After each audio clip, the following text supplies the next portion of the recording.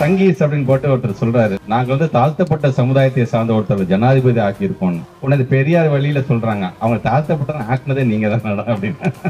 அவங்க சொல்றதெல்லாம் பாத்தீங்கன்னா, தாழ்த்தப்பட்ட சமுதாயத்தை சார்ந்த ஒருத்தரை நாங்க மத்திய மந்திரி ஆக்கிட்டோம், பழங்குடிய சமுதாயத்தை சார்ந்திருக்கின்ற ஒருத்தங்களை ஜனாதிபதி ஆக்கிட்டோம் அப்படின்னு ஒரு நபரை எடுத்துக்காட்டு பேசுவாங்க. ஆனா ஒட்டுமொத்தமா அந்த சமுதாயத்திற்கு இடஒதுக்கீடு கொடுத்த இயக்கமாக நாம் இருக்கோங்கிறதே அவங்க மறைச்சிருவாங்க. அவங்க இதெல்லாம் நாம் விழிப்புணர்வு பெற வேண்டும் என்பதற்காகத்தான் ஆசிரியர் போன்று அவர் வாழ்கின்ற காலத்தில் நாமெல்லாம் வாழ்றோங்கிறதே நமக்கான பெருமையா நீங்க அதை கருதுனீங்க.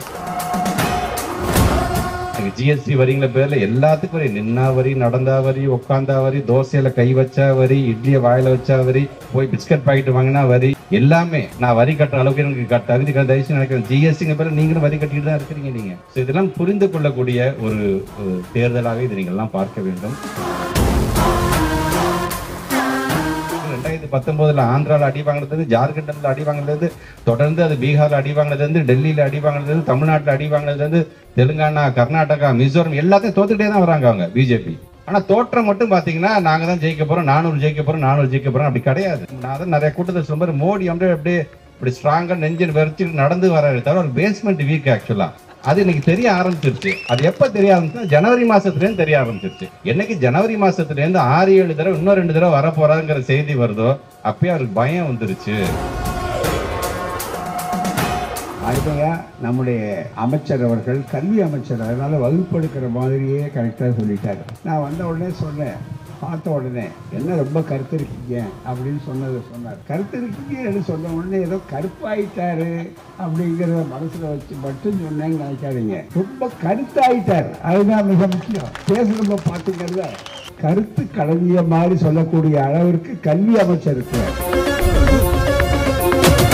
8 முறை வந்து நீங்கள் ஓட்டு கேட்கிறோம், திமுகவை ஒழிச்சு கட்டுவோம் என்றெல்லாம் நீங்கள் வீராப்பு சவால் விடுகிறீர்களே, உங்களை கேட்கிறோம்.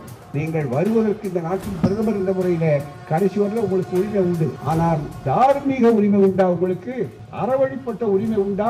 ஒரு காசு நீங்க கொடுக்காது போகட்டும். 140 கோடி மக்களும் என் குடும்ப மக்களே, நல்ல வசனம் பேசுவார். ஆனா 140 கோடி மக்களும் என் குடும்ப மக்கள்னு கருதக்கூடிய ஒரு பிரதமர் தான் இந்த நாட்டுக்கு தேவை.